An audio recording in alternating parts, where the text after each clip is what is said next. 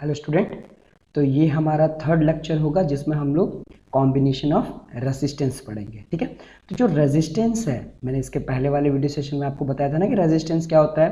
मैं फिर से बता देता हूँ। तो रेजिस्टेंस क्या है? रेजिस्टेंस ऐसा प्रॉपर्टी है किसी कंडक्टर का जो इलेक्ट्रिक करंट जो फ्लो करता है उसको रेसिस्ट करता है, मतलब उसे रोकता है, उसे आगे जाने नहीं देता है ना।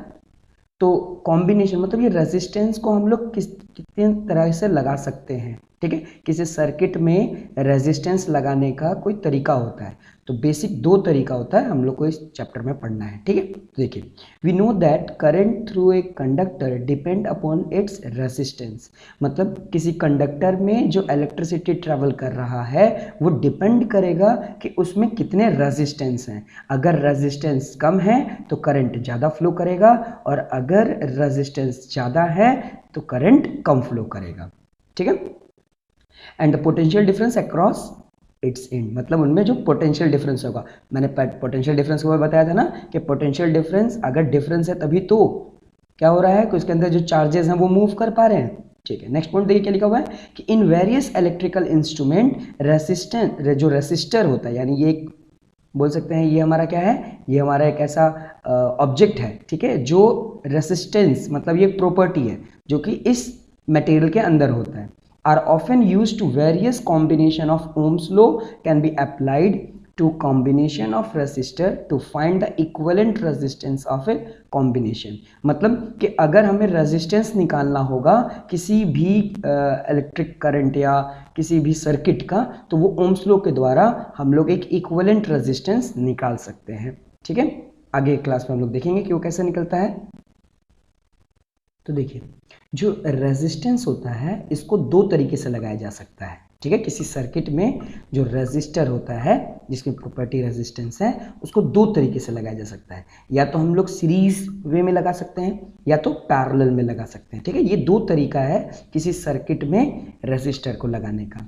ठीक है, तो देखिए, अगर कभी भी अगर हमें क्या करना है कि रेजिस्टेंस को बढ़ाना है, ठीक है, अगर रेजिस्टेंस को बढ़ाना है तो जो रेसिस्टर होता है उसको हम लोग सीरीज में लगाते हैं। ठीक है, और अगर हमें रेजिस्टेंस को घटाना है ना, कम से कम रेजिस्टेंस लाना है, तो हम लोग क्या करते हैं, जो रेसिस्टर होता है उसको पैरेलली कनेक्ट करते हैं। तो देखिए यहाँ पे लिखा हुआ है to increase the resistance individual resistance are connected in series, है ना। कभी भी रेजिस्टेंस को अगर इंक्रीज करना है कि करंट, अगर हमें देखना है कि करंट ज़्यादा ट्रेवल ना करे, है ना, करंट कम ट्रेवल करे, तो हम लोग क्या करते हैं कि रेजिस्टेंस को सीरीज में लगा देते हैं। और अगर हमें देखना है कि करंट ज़्यादा फ्लो करे, यानी तब ज़्यादा फ्लो कब करेगा, जब रेजिस्टेंस को कम कर देंगे, है ना। तो अगर हम लोग रेजिस्टेंस को कम कर देंगे तो क्या होगा, कम कैसे होगा, जब उस रेजिस्टर को पैरेलली कनेक्ट करेंगे। तो चलिए एक एक करके इसको समझते हैं। तो ये देखिए, ये क्या है, रेसिस्टर इन सीरीज, मतलब किसी भी रेसिस्टर को सीरीज में कैसे लगाते हैं। तो देखिए, ये हमारा रेसिस्टर है, रेसिस्टर को हम लोग क्या बोल रहे हैं, R1 R2 और R3। मैंने ऊपर के क्लास में अभी आपको बताया था ना कि किस तरीके से इसको डिनोट करते हैं, इसका सिंबल कैसे रहता है। ये देखिए इस तरीके से जिगजैग करके रहता है ना। तो यहाँ से लेकर ये पॉइंट से लेकर इस पॉइंट तक ये पूरा एक रेसिस्टर है, और इस पॉइंट से लेकर इस पॉइंट तक ये पूरा दो रेसिस्टर है, और इस पॉइंट से लेकर इस पॉइंट तक ये पूरा तीन रेसिस्टर है। ठीक है, तो कुल मिलाकर तीन रेसिस्टर है। तो देखिए, सीरीज में जोड़ने का मतलब क्या होता है, व्हेन टू और more resistor are connected end to end, अगर दो या दो से अधिक रेसिस्टर को एंड टू एंड जोड़ते हैं, the arrangement are called series combination. मतलब देखिए, ये हमारे पास एक रेसिस्टर है, ये हमारे पास एक रेसिस्टर है, और यहां से लेकर यहां तक एक रेसिस्टर है। तो इसका अगर मान लीजिए ये टेल पार्ट है और ये हेड पार्ट है ना। तो ये इसका, अब इसका मैं बात करूं तो ये हेड पार्ट होगा, ये टेल पार्ट है। तो देखिए, जहां से पहला वाला रेसिस्टर शुरू हुआ है या खत्म हुआ है, दूसरे वाले का ही वहीं से हम लोग शुरू कर रहे हैं, वहीं मतलब एंड, जहां पर ये एंड हो रहा है वहीं से सेकंड वाले सीरीज को हम लोग कनेक्ट कर दिए।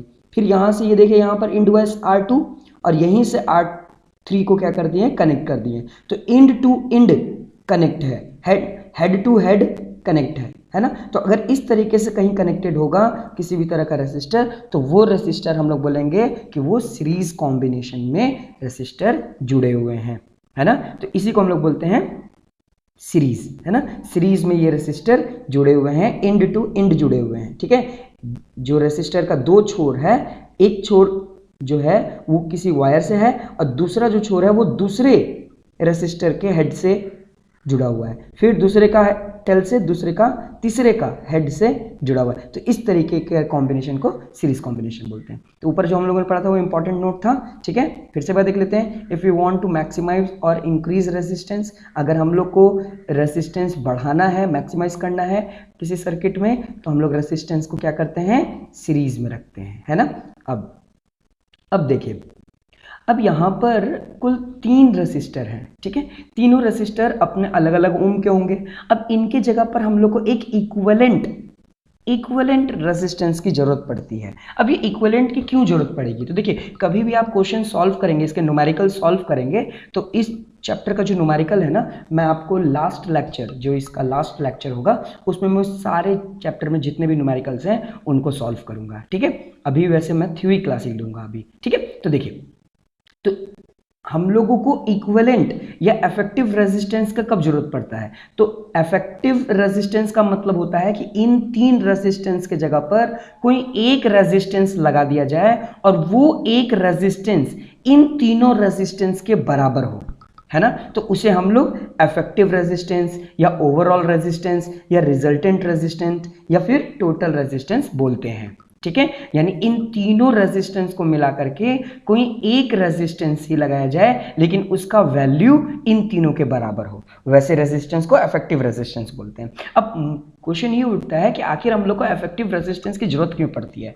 तो इफेक्टिव रेजिस्टेंस की जरूरत हमें न्यूमेरिकल सॉल्व करने में जरूरत पड़ती है, क्योंकि जब हम लोग उसमें ओम्स लॉ लगाते हैं V = IR, तो वहां पर एक बार R लिखा रहता है। अगर मैं एग्जाम्पल के तौर पर बताऊं तो यहां पर R1 मान लीजिए 2 ओम का है, R2 जो है वो 3 ओम का है और R3 जो है वो 4 ओम का है। तो 2 ओम, 3 ओम और 4 ओम, ये तीनों अलग अलग ओम के हैं रजिस्टर, ठीक है। तो अगर हम लोग इसको जब सॉल्व करेंगे, तो जब V = IR जब लगाएंगे, तो ये R, ये जो R रेजिस्टेंस होगा, तो उसमें हम लोग कंफ्यूज हो जाएंगे कि ये 2 ओम लगाना है या 3 ओम का रेजिस्टर का बात कर रहा है या फिर 4 का बात कर रहा है, ठीक है। अगर V = IR2 या R3 बोले तब तो बहुत अच्छी बात है, लेकिन हमें हमेशा क्वेश्चन में सिर्फ रेजिस्टेंस निकालने बोला जाता है। तो उस केस में उस रेजिस्टेंस का मतलब होता है इफेक्टिव या ओवरऑल या टोटल रेजिस्टेंस। तो टोटल रेजिस्टेंस किसी सीरीज कॉम्बिनेशन में कैसे निकलता है,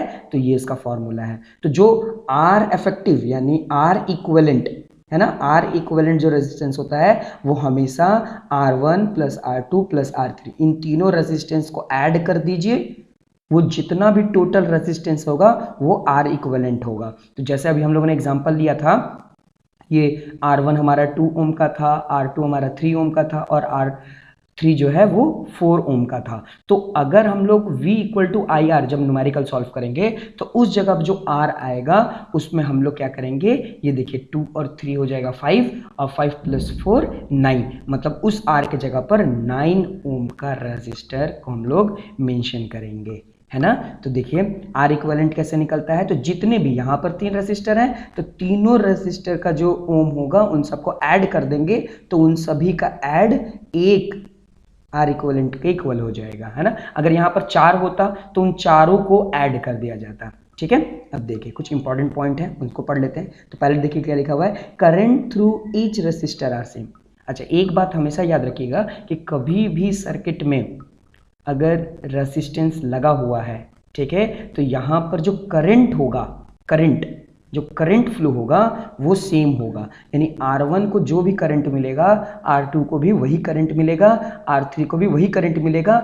बात अलग क्यों ना हो कि अगर ये 4 ओम का रेजिस्टर है, ये 3 ओम का रेजिस्टर है या ये 2 ओम का रेजिस्टर है, लेकिन सब अलग अलग नंबर के रेजिस्टर हैं, लेकिन सब में जो करंट फ्लो होगा वो सेम होगा, ठीक है। Next, equivalent resistance is larger than the larger individual resistance. अब देखिए इसका मतलब क्या हुआ कि अगर इन तीनों का जो इक्विवेलेंट रेजिस्टेंस आया, इक्विवेलेंट रेजिस्टेंस का मतलब क्या हुआ, जो अभी हम लोगों ने ऐड किया था ना, तो इक्विवेलेंट रेजिस्टेंस क्या आया था, 9 ओम।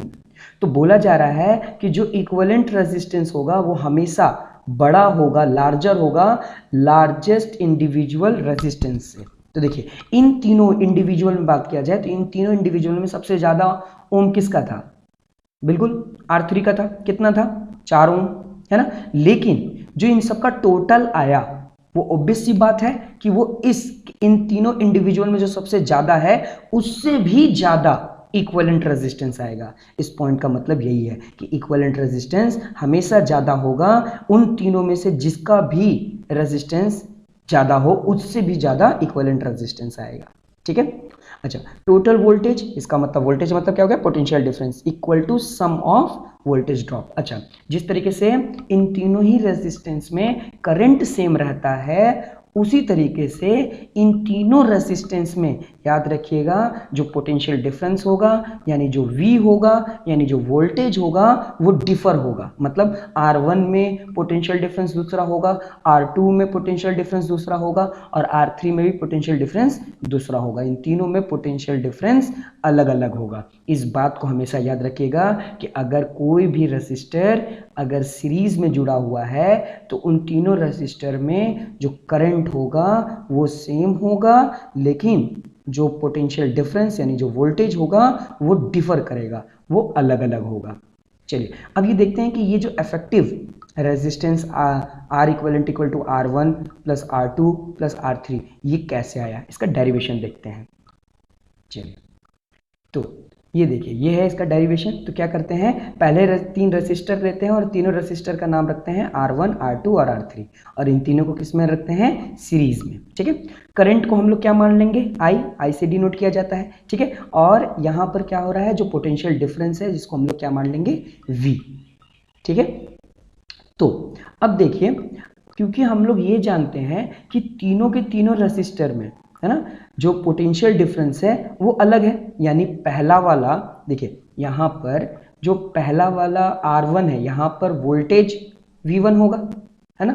R2 के पास वोल्टेज V2 होगा और R3 के पास वोल्टेज V3 होगा, है ना। तीनों के पास अलग अलग है इसलिए हम लोग V1 V2 V3 बता रहे हैं, लेकिन तीनों में करंट सेम है इसलिए यहाँ पर भी I होगा, इसमें भी I होगा और इसमें भी I होगा। अगर मैं पहले वाले को मैं बोलूं कि करंट I1 है तो इसमें भी I1 ही होगा और इसमें भी I1 होगा, क्योंकि क्या बोला गया था कि करंट सेम है। तो अगर करंट सेम है, अगर हम लोग करंट को I से डिनोट कर रहे हैं तो तीनों को I मिलेगा, इक्वली मिल रहा है, लेकिन तीनों का वोल्टेज अलग अलग है इसलिए हम लोग पहले R1 में जो वोल्टेज है उसको V1 मान लेंगे, है ना। R2 जो वोल्टेज है उसको V2 मान लेंगे और R3 में जो वोल्टेज है उसको V3 मान लेंगे, है ना। चलिए तो देखिए इसका डेरिवेशन देखते हैं। तो ये देखिए क्या किया गया है, टोटल जो वोल्टेज होगा वो कैसे निकलेगा? Total voltage V1 plus V2 plus V3 इन तीनों को ऐड करेंगे तो टोटल वोल्टेज भी निकल जाएगा, है ना। तो देखिए the total potential difference across the combination of resistor in series is equal to the sum of the potential difference across individual resistor. जो इंडिविजुअल रेसिस्टर में जितने भी पोटेंशियल डिफरेंस होंगे उन सब का सम ही टोटल पोटेंशियल डिफरेंस होगा, जैसे यहाँ पर बताया गया। ठीक है। अब हम लोग ओम्स लॉ जानते हैं, है ना। ओम्स लॉ क्या होता है? V यानी V इक्वल टू IR, है ना। तो अब देखिए अगर मैं V1 की बात करूं तो V1 में, है ना, अगर मैं V1 की बात करूं तो यहीं पर देखिए V1 में अगर मैं बात करूं तो V1 में करंट जो होगा वो I होगा और रेजिस्टेंस क्या होगा? R1। अगर मैं V2 की बात करूं तो V2 में करंट जो होगा वो I होगा, क्योंकि करंट तीनों में सेम होने वाला है इसलिए करंट क्या होगा? I होगा और R क्या होगा? R2। और अगर मैं V3 की बात करूं तो इसमें करंट I होगा और जो रेजिस्टेंस होगा वो क्या होगा? R3। तो देखिए वही चीज यहां पर लिखा गया है ना। V1 में I R1, ठीक है, V2 में I R2 और V3 में I R3। ठीक है। तो अब देखिए इस वैल्यू को फिर से हम लोग यहीं पर लिख दिए, है ना। V equal to V1 plus V2 plus V3। ठीक है। अब देखिए इस V1 के जगह पर हम लोग ये लिख सकते हैं IR1 यानी I for current into R resistance 1। ठीक है। तो इस V1 के जगह पर देखिए हम लोग क्या कर दिए, I into R1 plus V2 के जगह पर देखिए V2 के जगह पर IR2 लिख सकते हैं, क्योंकि देखिए V2 किसके बराबर है? IR2। I मतलब करंट, R मतलब रेजिस्टेंस, दूसरे रेजिस्टेंस। तो ये देखिए V2 किसके बराबर होगा? IR2। और तीसरा देखिए V3 किसके बराबर होगा? IR3। ठीक है। अब देखिए इन तीनों में अगर आप देखिएगा तो I कॉमन निकल रहा है ना, ये तीनों में कॉमन I निकल रहा है, तो कॉमन I निकाल दिए बाहर। तो अंदर ब्रैकेट में क्या बच जाएगा, R1 plus R2 plus R3। अगर इन सबको मल्टीप्लाई करेंगे, अगर I को R1 से मल्टीप्लाई करेंगे तो यहीं आ जाएंगे, है ना, प्लस का प्लस साइन। 1I को अगर R2 से मल्टीप्लाई करेंगे तो यहाँ पर आ जाएंगे, ये प्लस का यहाँ प्लस, ठीक है। और I को अगर हम R3 से प्लस इंटू करेंगे तो IR3 बन जाएगा, ठीक है। अब ये देखिए, इस V के जगह पर फिर से IR लिख सकते हैं, जिसमें कुछ भी R1 R2 R3 नहीं लेगा क्योंकि ये इक्विवेलेंट वाला है, तो इसकी जगह वहीं पे लिख दिए, ठीक है। अब ये देखिए, ये I और ये I क्या हो जाएगा, कैंसिल हो जाएगा, क्योंकि यहाँ पर देखिए I इस R1 R2 R3 इन तीनों को ब्रैकेट के बाहर है ना, इसका मतलब मल्टीप्लाई हो रहा है। तो जब ये LHS से RHS की तरफ जाएगा या RHS से LHS की तरफ जाएगा तो I R upon R I हो जाएगा, I R अपॉन I। तो I से I कैंसिल हो जाएगा, यहाँ से I और I कैंसिल हो गया, तो हमारे पास क्या बचा, R इक्वलेंट, ये वाला R equivalent equal to R1 plus R2 plus R3। देखिए इस तरीके से ये डिराइव हो गया कि अगर कोई भी रेजिस्टर का इक्वलेंट रेजिस्टेंस निकालना है सीरीज में तो उसका फॉर्मूला क्या हो जाएगा, R equivalent equal to R1 plus R2 plus R3। चलिए आगे बढ़ते हैं। अब सीरीज कॉम्बिनेशन में कुछ डिसएडवांटेजेस है, तो उस डिसएडवांटेजेस को समझते हैं। Two different electrical appliances having different current requirement cannot be connected in series as the current is constant in a series circuit। मतलब देखिए, अगर हम जितना भी इलेक्ट्रिकल अप्लायंसेस लगाएं, अगर सबको सीरीज में लगाएंगे तो अगर आप रेफ्रिजरेटर को ले लीजिए या माइक्रोवेव ओवन को ले लीजिए या टीवी को ले लीजिए या फिर आयरन ले लीजिए, अगर इन सबको एक ही वायर से जोड़ते हैं तो सभी का जो पोटेंशियल डिफरेंस होगा या जिन तीनों का जो रेसिस्टेंस होगा, करंट रिक्वायरमेंट जो होगा वो अलग अलग होगा, है ना। सबका करंट रिक्वायरमेंट अलग होगा कि रेफ्रिजरेटर थोड़ा ज़्यादा करंट यूटिलाइज करेगा, है ना, हमारा जो टोस्टर होगा वो थोड़ा कम करेगा, है ना, या हमारा बल्ब जो है वो और थोड़ा कम करेगा। सबकी रिक्वायरमेंट अलग अलग है ना, कोई ज़्यादा करंट को यूटिलाइज करता है, कोई कम करंट को यूटिलाइज करता है। लेकिन अगर हम लोग सीरीज में अगर उसको जोड़ देंगे तो सारे को करंट इक्वल ही मिलेगा, जिससे प्रॉब्लम होगा, है ना। जिसको कम मिलना है तो उसे कम ही चाहिए, है ना। अगर कम वाला इलेक्ट्रिसिटी उसको हम लोग ज़्यादा अगर इलेक्ट्रिसिटी दे दें तो वो क्या हो जाएगा, खराब हो जाएगा, डैमेज हो जाएगा, है ना। तो इसमें ये प्रॉब्लम है ना, कि अगर सीरीज में अगर जोड़ते हैं तो करंट रिक्वायरमेंट सब अप्लायंसेस का अलग अलग होता है। नेक्स्ट देखिए, if one of the component fail in series circuit the circuit get broken and none of the other component get the current. इसका मतलब देखिए, अगर एग्जांपल के तौर पर बताता हूँ तो यहाँ पर देखिए, सपोज दैट यहाँ पर ये जो 3 रेसिस्टर है, यहाँ पर मेरे पास तीनों का तीनों कोई अप्लायंसेज है, ठीक है। अगर इन तीनों ही अप्लायंसेज में, क्योंकि करंट यहाँ से फ्लो कर रहा है ना, अगर यहाँ ये वाला मान लीजिए रेफ्रिजरेटर ठीक है ना, लेकिन हमारा टीवी खराब हो गया, है ना, तो क्या होगा कि करंट यहाँ तो आएगा, जिसके कारण क्या होगा कि ये खराब होने के कारण ये करंट आगे नहीं ट्रेवल कर पाएगा। कहीं यहाँ पर अगर हमारा करंट अगर या तार जो हमारा वायर है अगर ब्रोकन हो जाता है तो क्या होगा कि करंट यहाँ तक पहुँचेगा लेकिन इसको नहीं पहुँचेगा, और अल्टीमेटली वो फिर करंट क्लोज नहीं हो पाएगा, जिससे क्या होगा कि ये तीनों के तीनों फेल हो जाएंगे काम करने में, है ना। तो सीरीज में यही होता है कि अगर तीनों में से कोई भी एक काम करना बंद कर दिया तो उसके बाद जितने भी अप्लायंसेस हो गए वो भी ठीक से काम नहीं कर पाएंगे, है ना। तो सीरीज का ये डिसएडवांटेज है। चलिए आगे देखते हैं। चलिए अब देखते हैं पैरेलल, ठीक है। तो पैरेलल, अगर रेसिस्टर को अगर हम पैरेलल में लगा रहे हैं तो कैसे लगाएंगे, ये देखिए R1 R2 R3, देखिए यहाँ से आया और ये देखिए ये एक रेसिस्टर यहाँ से लेकर यहाँ तक R1, ये दूसरा रेसिस्टर R2 और ये तीसरा रेसिस्टर R3। ये तीनों के तीनों रेसिस्टर एक दूसरे के क्या हैं, पैरेलल है, इंड टू इंड नहीं जुड़े हैं, ठीक है। इस बात को ध्यान दीजिएगा, ये इंड टू इंड नहीं जुड़े हैं, ठीक है। इंड टू इंड जुड़ेंगे तो सीरीज है, लेकिन ये देखिए तीनों के तीनों जो हैं वो पैरेलल जुड़े हुए हैं, और उसके बाद इन सब वायर को एक जगह पर एक नोड पर आकर जोड़ दिया गया है, ठीक है। तो देखिए, when resistors are joined in parallel, the reciprocal of total resistance of the system is equal to the sum of the reciprocal of resistance of a resistor। इसका मतलब क्या है, इसका मतलब यह है कि अगर कभी भी किसी रेसिस्टर को पैरेलली अगर ज्वाइन करते हैं तो इसका जो टोटल रेसिस्टर आएगा वो रेसिप्रोकल होगा किसका, इन सम ऑफ रेसिप्रोकल ऑफ जो रेजिस्टेंस होगा किसका, इस रेसिस्टर का, ठीक है। अगर अब देखिए, मैं इस बात को और अच्छे से समझाता हूँ आपको, ठीक है। अब देखिए क्या है कि अगर हम लोग इसका टोटल इक्विवेलेंट रेजिस्टेंस निकालें तो कैसे निकालते थे, सीरीज में कैसे निकालते थे, सिर्फ क्या करते थे R equivalent equal to R1 plus R2 plus R3, है ना। लेकिन पैरेलल में क्या होता है कि हम क्या करते हैं, पहले वाले का रेसिप्रोकल यानी 1/R1 प्लस दूसरे वाले का रेसिप्रोकल यानी 1/R2, तीसरे वाले का रेसिप्रोकल 1+R3, इन तीनों का ऐड टोटल रेसिस्टेंस के रेसिप्रोकल होता है। यहां पर वही बात बताया गया है ना। टोटल रेसिस्टेंस का जो रेसिप्रोकल होता है वो सम ऑफ रेसिप्रोकल होता है इन रेसिस्टर का। देखिए आर इक्विवेलेंट भी क्या आया, रेसिप्रोकल में ही आया ना, तो रेसिप्रोकल में ही काम करते हैं, ठीक है। जो भी होगा, जैसे मान लीजिए अभी मैं फिर से वही एग्जांपल लेता हूँ, R1 का अगर हमारे पास 2 ओम है ना, R2 का 3 ओम है और R3 का 4 ओम है, तो हमारा यहाँ पर क्या हो जाएगा 1/2 प्लस 1/3 प्लस 1/4। और उसके बाद जिस तरीके से हम लोग रेशनल नंबर को सॉल्व करते हैं, रेशनल नंबर को सॉल्व करने के बाद जो भी आंसर आएगा उसको हम लोग क्या कर देंगे, रेसिप्रोकल कर देंगे। रेसिप्रोकल जानते हैं ना, उल्टा, डेनोमिनेटर हो जाएगा न्यूमरेटर और न्यूमरेटर वाला डेनोमिनेटर, उल्टा कर देंगे। तो वही इन सब का इफेक्टिव या टोटल रेसिस्टेंस होगा पैरेलल का, है ना।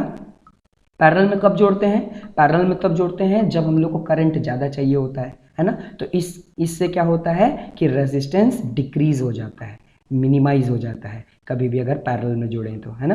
पैरेलल में जोड़ने से क्या होता है, रेजिस्टेंस कम हो जाता है, करंट ज़्यादा फ्लो करता है, जिससे करंट लॉस नहीं होता, ठीक है। तो ये इसका फॉर्मूला हमेशा याद रखिएगा, सीरीज और पैरेलल का फॉर्मूला याद रखिएगा, इसी से न्यूमेरिकल बनेगा। मैं आपको प्रैक्टिस करवा दूंगा, ठीक है। चलिए आगे बढ़ते हैं।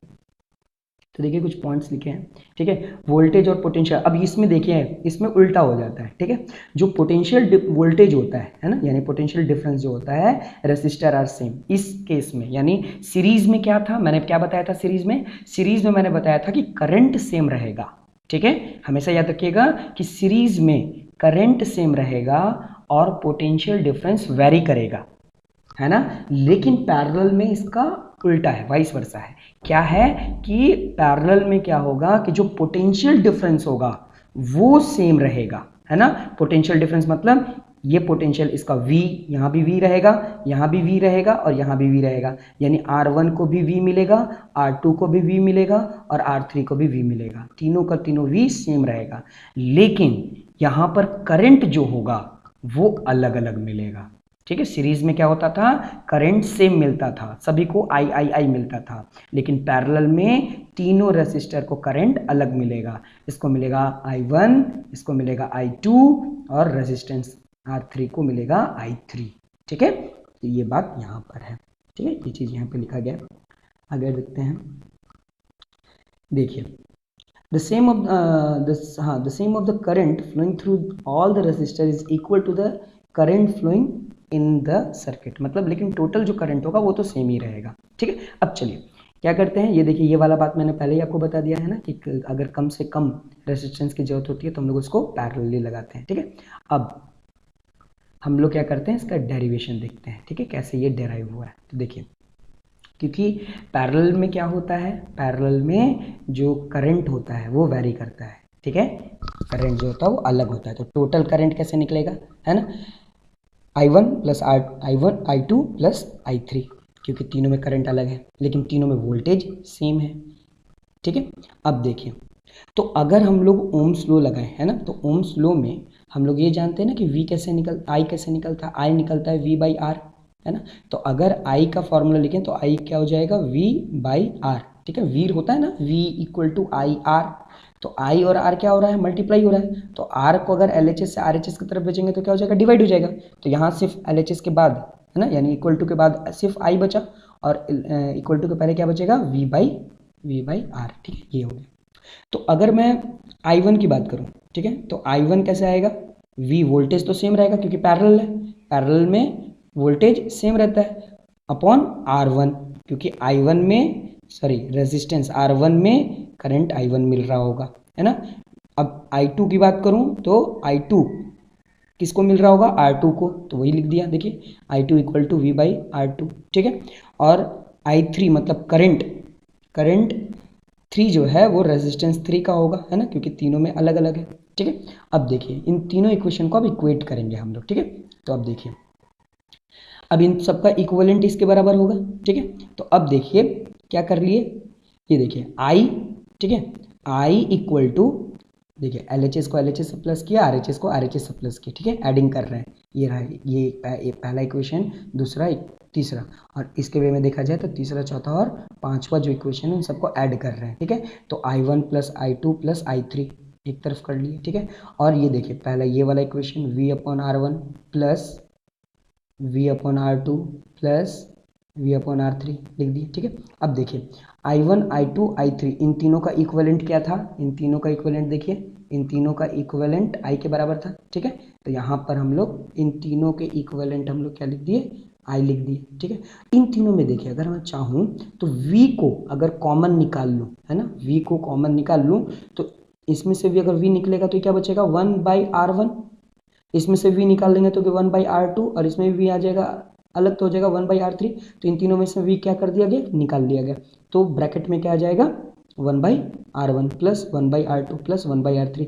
अगर इस V को मल्टीप्लाई करेंगे तो सिंपल सी बात है, ऊपर से मल्टीप्लाई किया जाता है, तो V को 1 से मल्टीप्लाई करेंगे तो क्या आ जाएगा V/R1, वैसे ही आ जाएगा, देखिए, है ना, यानी जो हम लोग कॉमन निकाले वो सही निकाले। V को फिर इनसे मल्टीप्लाई करेंगे तो V इंटू 1, तो V ही हो जाएगा R2, तो देखिए वही हो जाएगा, यानी हम लोगों ने V सही निकाला है, ठीक है। V कॉमन आउट निकालेंगे, जब कॉमन निकाल देंगे ये तीनों V, तो क्या हो जाएगा V, और ब्रैकेट में हो जाएगा 1/R1 plus 1/R2 plus 1/R3, ठीक है, ये हो गया। अब देखिए इस I की जगह पर, देखिए यहाँ पर इस I के जगह पर V/R इक्विवेलेंट ये लिख सकते हैं, ठीक है। तो फिर देखिए इस I के जगह पर जो है था V/R इक्विवेलेंट लिख लिए, ठीक है। अब इसमें से भी क्या होगा कि V हम अगर निकाल लेते हैं बाहर तो क्या होगा, फिर ये कैसा दिखेगा, ये भी ऐसे ही दिखेगा ना 1/R इक्विवेलेंट, और V किनारे आ जाएगा, यहाँ पर V आ जाएगा, अगर किनारे देखा जाए तो V और V क्या हो जाएगा, कैंसिल हो जाएगा, है ना, क्योंकि यहाँ मल्टीप्लाई हो रहा है। अगर यहाँ मल्टीप्लाई हो रहा है तो ये जब RHS से LHS की तरफ जाएगा तो V और V क्या हो जाएगा, कैंसिल हो जाएगा, V और V कैंसिल हो जाएगा, V और V कैंसिल हो गया तो क्या बचा 1/R इक्विवेलेंट, यही ना बचा, ठीक है। और जो रेस्ट बच गया वो देखिए 1/R1 plus 1/R2 plus 1/R3। तो देखिए ये इक्वेशन हम लोग डेराइव कर लिए, है ना, ये इक्वेशन हो गया किसका, पैरेलल का। तो यही दोनों इक्वेशन जो है, जो फॉर्मूला है सीरीज और पैरेलल का, ये दोनों का दोनों यूज होगा हम लोग जब न्यूमेरिकल सॉल्व करेंगे, ठीक है। अब थोड़ा एडवांटेज देख लेते हैं कि पैरेलल कॉम्बिनेशन में एडवांटेजेस क्या है, ठीक है, सीरीज कॉम्बिनेशन से। तो इन सीरीज सर्किट, अगर हम लोग सीरीज कॉम्बिनेशन लगाते हैं किसी सर्किट में, when one component fail the circuit is broken and other of the component does not work, ये होना चाहिए, ठीक है, डज नॉट वर्क, ठीक है। तो लेकिन इसमें क्या होता है पैरेलल में ये रहता है कि अगर एक कोई भी कंपोनेंट, है ना, अगर एक कंपोनेंट, जैसे सपोज दैट कि अगर हमारा ये देखिए अगर ये फेल हो गया, नहीं काम कर रहा है, ये नहीं चल रहा है, तो ऐसा नहीं कि इन लोग को यहाँ इफेक्ट होगा, ये लोग अपना अच्छे तरीके से काम करेंगे, इनको किसी भी तरह का दिक्कत नहीं होगा। लेकिन सीरीज में क्या होता था कि अगर एक खराब हो गया तो सबके सब चलना बंद कर देंगे। लेकिन इसमें क्या है कि अगर इन तीनों में कोई भी एक खराब होता है तो सिर्फ वही काम करना बंद करेगा, बाकी जो बच गए वो आराम से काम कर सकते हैं, ठीक है। चलिए आगे देखिए, सेकंड एडवांटेज क्या है कि different appliances have different requirement of current, है ना।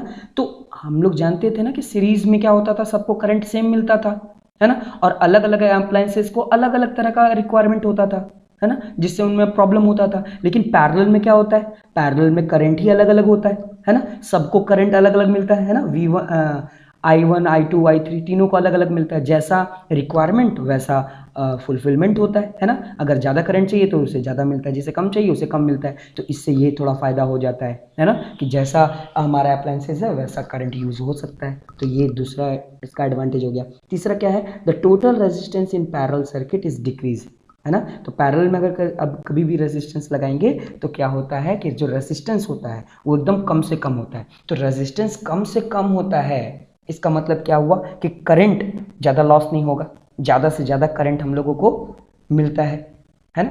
एक और पॉइंट था जो पैरेलल में था, क्या है कि जिस तरीके से सीरीज में हम लोगों ने पता किया था कि जो इक्विवेलेंट रेजिस्टेंस होता है वो तीनों रेजिस्टेंस में से जो भी इक्विवेलेंट, जो भी इंडिविजुअल में जो सबसे ज़्यादा होगा उससे भी ज़्यादा इक्विवेलेंट का रेजिस्टेंस का वैल्यू आएगा, है ना। लेकिन पैरेलल में इसका उल्टा है। पैरेलल में उल्टा क्या है कि इन तीनों में जो सबसे कम जिसका रेजिस्टेंस होगा, सबसे कम, है ना, उससे भी कम रेजिस्टेंस टोटल यानी इक्विवेलेंट रेजिस्टेंस का आएगा। एग्जांपल के तौर पर अगर मान लीजिए मैं वही एग्जांपल लेता हूं कि R1 का 2 ओम है, R2 का 3 ओम है और R3 का 4 ओम है, तो इसका जो टोटल, जो अगर हम पैरेलल रेजिस्टेंस का इक्विवेलेंट रेजिस्टेंस निकालें तो इसका जो वैल्यू होगा वो 2, जो सबसे कम था इन तीनों में, इंडिविजुअल में सबसे कम रेजिस्टेंस कौन था, R1 का, जो कि 2 ओम था, उससे भी कम वैल्यू आएगा, है ना। जैसे इसका 1 ओम आ सकता है या 0.5 आ सकता है ना, या फिर 1.7 आ सकता है, कुछ भी आ सकता है, लेकिन 2 से कम आएगा, है ना। तो अगर हमको टोटल इक्विवेलेंट ज़्यादा से ज़्यादा चाहिए तो हम लोग सीरीज में लगाएंगे, और अगर टोटल रेजिस्टेंस कम से कम चाहिए तो हम लोग सीरीज लगाते हैं, सॉरी पैरेलल लगाएंगे। अगर कम से कम चाहिए तो हम लोग क्या लगाएंगे, पैरेलल लगाएंगे, है ना। तो इस तरीके से कभी भी अगर हम लोगों को कम रेजिस्टेंस या फिर ज़्यादा करंट ट्रैवल करवाना है तो ज़्यादा ट्रैवल तभी करेगा जब कम रेजिस्टेंस होगा, है ना। और कम रेजिस्टेंस होगा कब, जब हम लोग वो सर्किट में जो रेजिस्टर है उसको पैरेलली कनेक्ट करेंगे, ठीक है। चलिए अब हम लोग मिलेंगे नेक्स्ट लेक्चर में, जिसमें हम लोग heating effect of electric current के बारे में पढ़ेंगे। ओके।